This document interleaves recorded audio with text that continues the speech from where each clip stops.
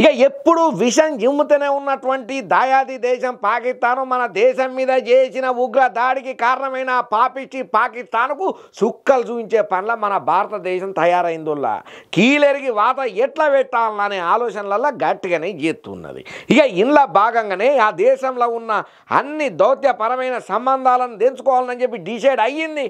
అవ్వడే కాదు, ఒక ప్రకటనను సుతం విడుదల చేసింది. మన దేశం మీద ఉగ్రదాడికి కారణమైనటువంటి పాపిష్టి దేశం పాకిస్తాన్కు భారతదేశం కీలెరిగి వాత పెట్టాలని గట్టిగానే ఆలోచన చేస్తున్నదుల్లా.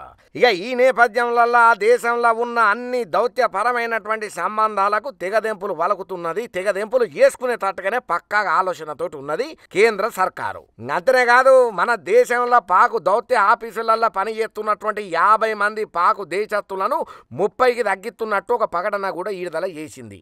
అంతనే కాకుండా రీసెంట్గా మోడీ ప్రభుత్వం పాకిస్తాన్ ప్రభుత్వ ట్విట్టర్ ఖాతాను నిలిపివేస్తా బ్లాక్ చేసుకుంటా సంచలన నిర్ణయం తీసుకున్నాడు. ఇప్పుడు చాలా చెప్పుకోదగ్గ ముచ్చటయ్యింది. చెప్పుకోదగ్గ అంశమనే చెప్పాలి. ఇక దీంతో ఆ పాకిస్తాన్ దేశంతో మాటలు లేవు, మాట్లాడుకోవడాలు లేవన్నట్టుగానే భారత ప్రభుత్వం నిర్వహణ చేస్తున్నది. పాకిస్తాన్ అష్ట దిగ్బంధనం చేసే దిశగా అడుగులెత్తున్నది కేంద్ర ప్రభుత్వం. ఇక ఇందులో భాగంగానే పాకిస్తాన్ ప్రభుత్వ అధికారిక ఎక్స్ ఖాతాను బ్లాక్ చేసింది భారత ప్రభుత్వం. ఇక ఆ ట్విట్టర్ పేజీని ఓపెన్ చేస్తే విత్ ఆల్ట్ అని చూపెడుతున్నదట. పహల్గామ్ ఉగ్రదాడి నేపథ్యంలో పాకిస్తాన్ తోని ఎటువంటి సంప్రదింపులు చేయమని చెప్పి తెగేసి చెప్పినట్టు అయింది. వాళ్ళతోని దౌత్య పరమైనటువంటి చర్యలకు ఉన్న అన్ని దారుల్ని భారత్ మూసేసిందయ్యా. ఇంక అంతనే కాదు, భారత్ పాకిస్తాన్ ఇరు దేశాల మధ్య రాకపోకల్ని కూడా దౌత్య సంబంధాలని కూడా కట్ చేసి పడేసింది. అటు సింధు జలాల ఒప్పందాన్ని కూడా రద్దు చేసింది. ఇప్పుడు నెట్టింటా కూడా పాక్కు యాక్సెస్ లేకుండా అడ్డుకొని దిమ్మ తిరిగే షాక్ ఇచ్చింది భారత ప్రభుత్వం. ఇక భారత్లో పాక్ పర్యాటకులు వెంటనే దేశం విడిచి పోవాలని చెప్పి ఆదేశాలను సుతం జారీ చేసింది.